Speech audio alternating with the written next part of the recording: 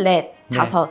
5 요때 그 약간 50kg가 네. 만들어지고 네. 그 후반부터가 이제 계속 5kg가 빠진 것 같아요. 거의 그럼 4, 5년 만에 20kg를 네. 감량하셨네요. 이걸 감량을 하게 된 가장 큰 이유가 매번 빼고는 싶었지만 그 상처를 많이 받았던 것 같아요. 제 몸에 어떤 대한 상처요? 상처.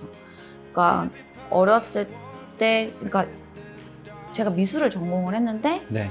미술 학원을 같이 다녔던 친구들하고 같이 클럽을 놀러를 갔었어요. 근데 이제 클럽을 끝내고 집에 가는 길에 소위 헌팅이라고 하잖아요. 네네. 그 헌팅이 저희 무리한테 들어왔는데 네. 집에 가야 되는데 그래서 그걸 무시하고 집에 가는데 뒤에서 어떤 남자분이 쟤 다리 좀 봐 막 이러면서 막 삐삐삐삐 막 욕하고 막 저런 애랑 뭘 하려고 했냐 막 약간 이런 식으로 하는데 되게 충격인 거예요. 내가 뚱뚱한 건 알고 있었지만 왜 저런 말까지 내가 들어야 되지 모르는 애한테? 그런데 또 옆에 있던 동생이 그냥 지나쳤어도 되는 걸 네. 저한테 언니 괜찮아? 이렇게 물어보는 거죠. 그런 눈치 없는 친구들이 많아요. 네. 그래서 이게 뭐지?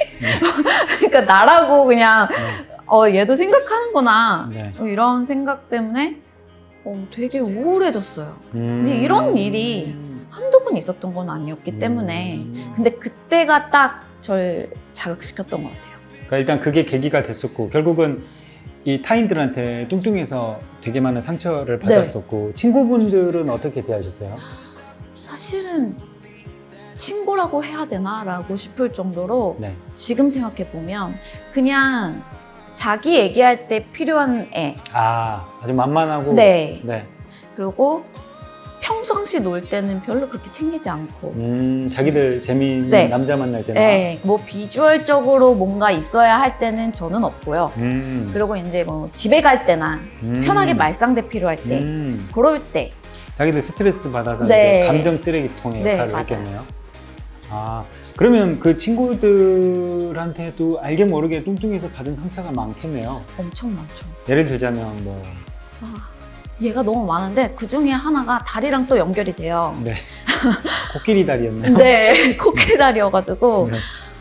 그 이제 친구들 제가 아는 남자친구가 있어요. 남사친이 되게 많은 편인데 네. 남사친이 남고를 다녀서 저희 친구들하고 소개팅을 해줬어요. 네. 전 주선자인 거죠. 네네네. 그래서 그렇게 좀 잘 되는 편이었는데 친구 한 명 중에 그날 자기 행색이 너무 좀 안 예쁜 거예요. 자기가 봤을 때. 뭐 내가 렌즈를 뭐 낀 것도 아니고 화장을 한 것도 아니고 근데 저쪽에서 그 아이들이 오니까 야 뛰어! 이러면서 막 갑자기 도망가는 거예요. 그럼 저희는 뭐 당황스러우니까 같이 막 도망가는데 네네. 쟤네가 알아봤을 것 같아 이러는 거예요. 그래서 네네네. 야 밤이잖아. 밤이고 우리가 금방 옆길로 새가지고 못 봤을걸? 이러는데 갑자기 제 다리를 쳐다보더라고요. 네. 그래서 내 다리가 두꺼워서 쟤네가 난 줄 알았을 거라고 이렇게 제가 직접 물어봤더니 네. 응 이러는 거예요. 그래서 그런 것 되게 많았고 그리고 이제 아예 살 빼고 나서 친구들하고 대화를 하고 느끼는 바가 내가 얘 아래에 있는 애였구나. 약간 친구 사이였지만 네. 한 단계, 두 단계 아래였구나. 네. 네. 그러니까 내가 외모가 발달되면서 네. 자존감도 높아지니까 네. 얘 원래 이런 애 아니었는데? 이러면서 잃은 친구들도 많아요. 너 원래 이런 성격도 아니었고 네가 원래 이렇게 튀어야 되는 것도 아닌데 네네. 그러니까 지금 이 나이에 말하기 좀 민망하지만 네. 사람이 나이만 먹지 감정은 다 똑같잖아요. 그렇죠. 그러니까 이제 거의 20대 후반이나 30대 초반의 친구가 이제 딱 정리가 원래 인간관계는 정리가 되는 게 맞다고 봐요. 네. 내가 점점 그러니까 잘 풀리면 잘 풀릴수록 저는 인간관계 깔끔하게 정리된다고 생각을 하거든요. 네. 그리고 뭐 지금은 이제 저 자세로 갈 필요가 없잖아요. 네. 저 자세로 갔을 때 맺어진 친구들이니까 네. 그런 친구들은 뭐 정리가 되는 게 맞고 네. 지금은 이제 진짜로 위하는 사람들 네. 같이 상생하는 네. 그런 친구들이 돼야 되겠죠. 그럼 그 외적으로 이제 많은 변화가 있었잖아요. 네. 20kg 정도가 빠졌으니까. 그럼 사람들이 대하는 태도도 조금씩 달라지던가요? 네. 외적으로? 아, 제가 그래요? 느끼기엔 그래요. 왜냐면 헌팅. 네, 그게 일단은 제일 큰 거 확실하죠. 아닐까요? 네, 확실하네요. 네. 그러니까 살이 빠지면서 네. 살만 빠진 게 아니고 이제 이게 주름이죠, 어떻게 보면. 네네네. 쌍꺼풀이 생기게 됐어요. 네, 근데 뭐 한쪽씩 생겨서 때는 다르지만 네, 뭐 이제 20대 후반 때는 거의 다 생성이 되었어요. 네네네. 그래서 그렇게 되니까 근데 눈이 그때도 작은 눈은 아니었지만 네. 더 들어주잖아요. 네. 그러다 보니 약간 눈 예쁘다는 소리를 좀 많이 들었어요. 그런데 이제 그게 헌팅으로 다가오는 분들이 되게 많았죠. 그만큼 걸 봐요. 확실한 건 없죠. 네, 아, 태도가 확실히 네, 달라졌네요. 완전히. 약간 그 예전에 그 버스에서 그렇게 그 돼지다리라고 이렇게 네. 했던 사람들이 지금은 헌팅까지 했다는 그쵸. 거잖아요. 거기서 오는 스스로에 대한 애정도 대단했겠네요. 그죠? 처음에는 막 그게 와닿진 않았는데, 네. 나 그래도 좀 인기 있는 얼굴인가? 네, 네. 막, 나 괜찮나? 근데 그때도 자존감이 다 생성된 건 아니었기 때문에 네. 좋은 감정도 있지만, 혹시 진짜 예쁜 애한테는 못하고 네. 약간 만만해 보여서 네. 다가왔나? 네. 이런 생각도 좀 하긴 했지만, 뭐 없지 않아 그럴 수도 네, 있죠. 맞아요. 너무 예쁘고 도도하면 사실. 근데 그것도 제가 그냥 느꼈을 때 길에서 가끔씩 어떤 여성분이 저한테 그러더라고요.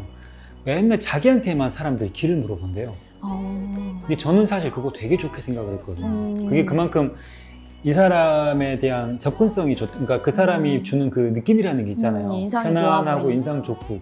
그래서 저는 되게 좋다고 생각을 했는데 그분은 스스로를 내가 되게 만만한가 보다 맞아요. 이렇게 생각을 하더라고요. 그분 저 같아요.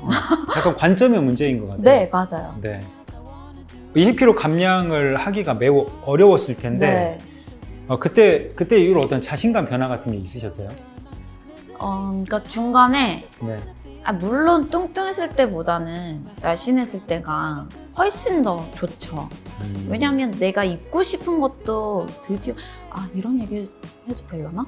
제가 뚱뚱했을 때는 옷가게를 되게 눈치 보면서 들어갔거든요. 네네. 그리고 들어서자마자 엄마랑 같이 갔었는데 들어서자마자 아래 위로 이렇게 훑고 맞는 그렇죠. 사이즈 없어요. 그렇죠. 이런 거 되게 많았는데 그렇죠. 요즘은 그런 건 없으니까 돈이 문제지 그냥 입고 싶은 거는 입을 수 있으니까 네. 그런 걸로 기분이 좋아지고 있었어요. 왜냐면 전 패션을 좋아했거든요. 네. 기분이 좋아지고 있었지만 자존감이 완전히 회복되지는 않았던 것 같아요. 지금 생각해보면. 근데 우연히 이제 저번에도 말했지만 우울증이 몸에서 오는 것 같아서 심리치료를 받으러 갔는데 거기서 그렇게 콕 집으시더라고요. 너 친구 없지? 이렇게. 물론 이렇게 점쟁이처럼 말하시진 않았지만 네네. 뭐 친구가 없지 않냐. 네. 그래서 근데 맞아요. 친구 없어요. 자기 얘기를 잘 안 하지 않냐. 네네. 네, 맞아요. 좀 안 해요. 해봤자니까. 뭐 약간 그런 생각이 들었는데 하고 다녀라. 그래서 지금은 너무 입사한 사람처럼 말을 너무 제 얘기를 많이 하거든요. 예전에는 그냥 안으로 숨겨야 될 것 같은 나의 치부점들을 지금은 그 치료를 받고서 좀 많이 오픈이 됐어요. 근데 그 오픈이 되면서 내가 감정도 오픈이 됐는지 굉장히 자기 주장이 강해졌어요. 원래 내적으로 제 성격은 자기 주장이 강한데 그거를 바깥으로 못 내보내고 있었던 거라고 분석을 해주시더라고요. 그러니까 우울증이 오고 자살 충동이 오고 이렇게 되는 거라. 그래서 그때부터는 그럼 할 말 해보자. 근데 약간 그때 무슨 생각이었냐면 어릴 때는 10대 때는 친구가 굉장히 중요하잖아요. 네네. 그러니까 화장실도 친구랑 같이 안 가면 나 왕따처럼 보일 것 같고 네네네. 막 이런 게 있었는데 네. 이제 사회생활을 하면서 친구 좀 몇 명 잃고 뭐 상처 받고 이런 거 다 경험하고 심리치료까지 다 받으니까 네. 그럼 떠날 거면 떠나. 인생 네. 어차피 혼자 사는 거야. 내 인생에 친구들이 뭐 그렇게 오래 갈 것 같아? 쟤네 임신하고 애 낳고 하면은 나랑 그렇게 오래 갈 것도 아닌데 할 말은 하자. 이렇게 생각을 하다 보니까 변한 것 같고. 그러니까 그런 거네요. 내가 20kg를 감량을 했지만 외적으로는 이제 헌팅도 들어오고 네. 뭔가 이런 약간의 어떤 좋은 어떤 긍정적인 피드백을 받은 거잖아요. 네. 근데 어떤 내면은 아직도 아, 꾸준히 그쵸. 내면은 썩어 있었죠. 꾸준히 썩어 있었고 약했다. 네. 그래서 이걸 해결하는 과정에 있어서 심리 치료가 어마어마한. 네, 저는 굉장히 여러 사람들한테 추천할 정도로 저한테 굉장히, 그래서 저도 공부를 많이 하는 편이고 심리치료는 저는 굉장히 저한테 좋은 작용을 너무 많이 해줘서. 사실 이렇게 자기 감정을 외적으로 드러낸다라는 것 자체가 네, 이미 저는 치유의 절반은 시작됐다고 어. 생각을 하거든요. 맞아요. 사실 그게 되게 어려워요. 맞아요. 자기 감정을 네, 어떻게 보면 치부가 될 수 있는데 네. 이걸 그냥 그대로 드러낼 수 있다라는 거. 네, 근데 제가 이렇게 들어보면 되게 괜찮은 것 같아요. 이렇게 자기 얘기를 어떤 기탄 없이 다 얘기할 수 있다는 네. 게. 근데 약간 그 아까 다이어트 멘탈 얘기하셨잖아요. 그러니까 저한테는 자존감이 생기면서 그 몸무게도 변화가 원래 있었는데 20대 후반부터는 변화가 없었다라는 네. 것도 사실 여기에 다 포함이 되는 것 같아요. 그러니까 제가 뭔가 자신감이 생기고 뭐 꼭 굳이 날씬해야 돼? 라는 생각을 하고 오히려 좀 즐기다 보니까 활동적이 되고, 또 그리고 여러 가지를 하다 보니까 요요 현상 같은 거를 느끼지 않았고, 스트레스를 덜 받으니까 음식도 안 땡기고 이러니까 좀, 네. 그리고 예전에는 약간 정신 집중을 못했다면 뭐 그때부터 약간 일에 포커스를 맡기다 보니까 일하면서 점점 그냥 살이 빠지고, 그냥 일을 하면서 저한테 좋은 점도 더 많이 오니까. 네. 정신 집중이 왜 안 됐는 줄 아세요? 하루하루 살아가는 것도 힘든데 뭐 내가 어떤 돈을 벌어야 되겠다. 현실적인 부분이 사실 그때는 중요한 게 아니었을 것 같아요. 맞아요. 감정이 막 네. 복잡하고 하니까. 근데 이제 뭔가 감정이 정리가 되고 자존감이 생기면서 진짜 현실 세계로 이제 내가 발을 놓기 시작하지 않았나 지금이. 그럼 이제 오늘의 결론은 딱 그거네요. 다이어트 20kg도 분명 도움이 될 수는 있지만 맞아요. 내면의 어떤 성장을 같이 이뤄야 네. 진정한 네. 어떤 완전체가 될 수 있다는 거잖아요. 너무 좋습니다. 네.